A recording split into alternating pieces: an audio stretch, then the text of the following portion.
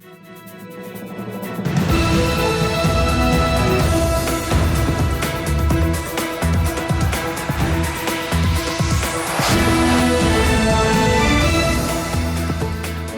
good evening. This is TV7 Israel News broadcast to you from Jerusalem. And in today's top stories, Jerusalem reiterates that while it's deeply appreciative of the Biden administration's assistance, Israel is a sovereign state. U.S. National Security Advisor Jake Sullivan stresses that the military response for the death of 3 U.S. service members by Iranian proxies is not over. Iranian President Ibrahim Raisi mocks the United States, claiming the lack of military response versus Iran derives from the Islamic Republic's military prowess. The IDF continues to deepen its activities throughout the Gaza Strip, with chief focus on the southern city of Khan Younis, where 5 brigades are currently operational. According to the IDF spokesperson's unit, over the course of the past 24 hours alone, dozens of terror operatives have been successfully eliminated in the Gaza Strip. Moreover, during the weekly cabinet meeting earlier on Sunday, Prime Minister Benjamin Netanyahu asserted that all in all, 17 out of the 24 Hamas battalions have been successfully annihilated. היעד ההכרחי הוא קודם כל חיסול החמאס.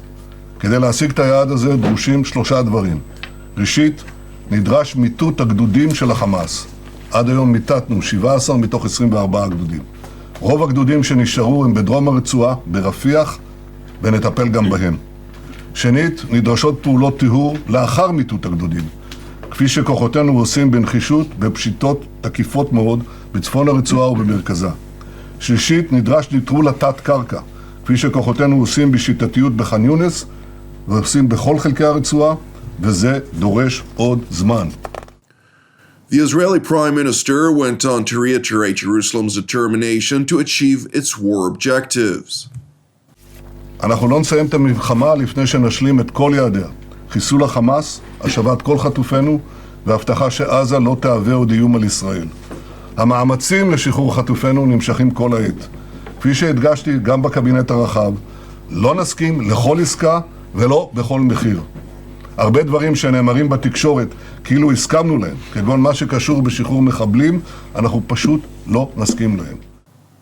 Meanwhile, heightened tensions between the Biden administration and Netanyahu's governing coalition amid the former's efforts to stimulate the latter into accepting a deal brokered by both Qatar and Egypt with Hamas that may further increase prospects of forcing Jerusalem into a ceasefire, drew a response by Prime Minister Benjamin Netanyahu, who emphasized that Israel is a sovereign state. ישראל היא מדינה ריבונית. אנחנו מעריכים מאוד את התמיכה שקיבלנו מממשל ביידן מאז פרוץ המלחמה. תמיכה בחימושים, תמיכה במוסדות בינלאומיים, בשליחת כוחות למרחב ועוד. אין זה אומר שאין בינינו חילוקי דעות. אבל עד היום הצלחנו להתגבר עליהם בהחלטות נחושות ושקולות. It is important to know that while circulating reports have highlighted a looming hostage release agreement between Israel and the Islamist Hamas, the internationally designated terror group has yet to respond formally to the proposed contours of a deal that would essentially pause the fighting in Gaza, free the remaining Israeli hostages, secure the release of Palestinian prisoners incarcerated by Israel, and expand humanitarian aid to the Gaza Strip. Per a Saudi report, the main point of Hamas's contention relates to a delusion amongst the leaders of the Palestinian terror group that Israel could be extorted for the release of additional terrorists incarcerated in Israeli jails. Meanwhile, in Washington, U.S. National Security Advisor Jake Sullivan, in an interview with ABC's This Week with George Stephanopoulos, stressed that these types of negotiations have a tendency to be slow until a final breakthrough is achieved. I can't say it's imminent, but ultimately these kinds of negotiations unfold somewhat slowly until they unfold very quickly. And so it's difficult to put a precise timetable on when something might come together, or frankly, if something might come together. But sitting here today, I cannot tell you it's right around the corner.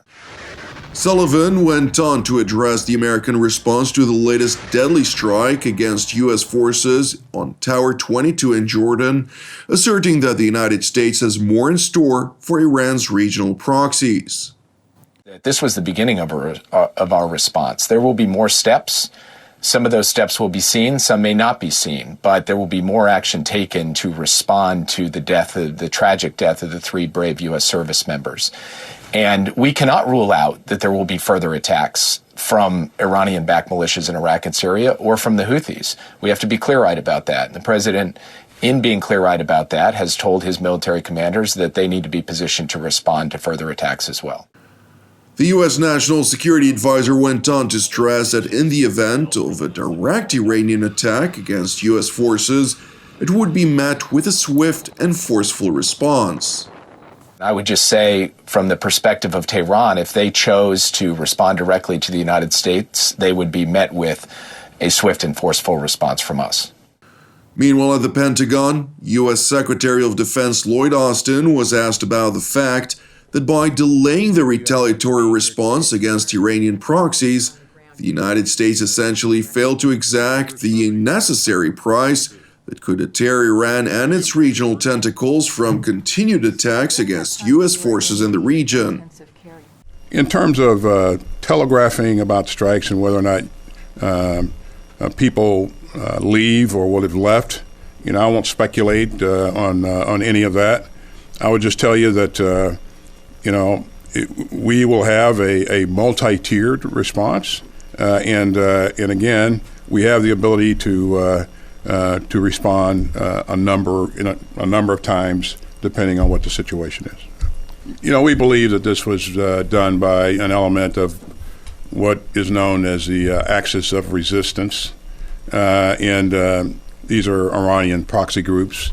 And how much Iran knew or didn't know, we don't know, but it really doesn't matter because Iran sponsors these groups, it funds these groups, and in some cases it trains these groups on advanced conventional weapons.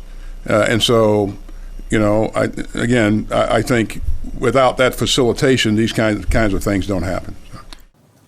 In addition to strikes against some 85 Iranian proxy targets in both Iraq and Syria, the United States, alongside the United Kingdom, launched repeated attacks against Yemen's Iranian proxy, namely Ansar Allah, which is dominated by the Houthi tribe as it continues to target international shipping in the Red Sea. Well, since the last set of strikes, we've seen the Houthis continue to attack shipping in the Red Sea. That's obviously unacceptable, it's illegal, it puts innocent people's lives at risk and has economic consequences. Now, that includes attacks, by the way, on British-linked vessels, and that's why we've acted, again, in self-defence, in a proportionate way, and together with our allies. I've been clear that I won't hesitate to protect British lives, British interests, and our diplomatic efforts are focused on bringing de-escalation and stability back to the region. It is worth highlighting that the leader of the Iranian proxy in Yemen revealed in a televised address that China was asked by the Biden administration to try and persuade the so-called Houthis to cease their blatant attacks against maritime shipping in the strategic Strait of Bab el-Mandeb and the adjacent waterways. ومن بوادر الفشل سعي أمريكا إلى الاستعانة بالصين من أجل أن تسعى للوساطة والإقناع بوقف مواقفنا بوقف عملياتنا المساندة للشعب الفلسطيني ضد السفن الإسرائيلية والمرتبطة بالعدو الإسرائيلي. الصين يعرف ماذا يفعله الأمريكي في تايوان، يعرف ما فعله الأمريكي في سياق الاستهداف للصين والعقوبات الاقتصادية والسعي للحد من نموها الاقتصادي. الصين يعرف السياسات العدائية لأمريكا ضده، وهو يعرف جيدا حجم المؤامرة الأمريكية من خلال مشكلة تايوان، ولذلك الصين لن يورط نفسه لخدمة أمريكا أو العمل لمصلحتها. Meanwhile, in Tehran, Iranian President Ibrahim Raisi asserted that unless attacked, Its military would avoid direct confrontations across the Middle East as its regional proxies continue to do its bidding. شما یادتونه قبلا هر وقت میخواستن با ایران اسلامی سخن بگن مثل دیگر جاهای دنیا با زبان تهدید حرف میزدن، میگفتن گزینه نظامی هم روی میزه. الان شما نمیشنوید از این حرفا، حتی از اون طرف میشنوید که ما هیچ قصد درگیری با جمهوری اسلامی ایران نداریم. این قدرت مردم متدین همیشه در صحنه ماست که مهمترین مؤلفه قدرت در کشور ما محسوب میشه. این قدرت نیروهای جمهوری اسلامی ایران جواب او رو جواب محکمی خواهد داد. Thank you for watching TV7 Israel News. I'd like to encourage you to pray for the peace of Jerusalem and the salvation of Israel. I'm Jonathan Hassan, wishing you a Shavua Mevorach, and God willing, we'll see you during our upcoming TV7 Israel updates. Until then, Shalom from Jerusalem.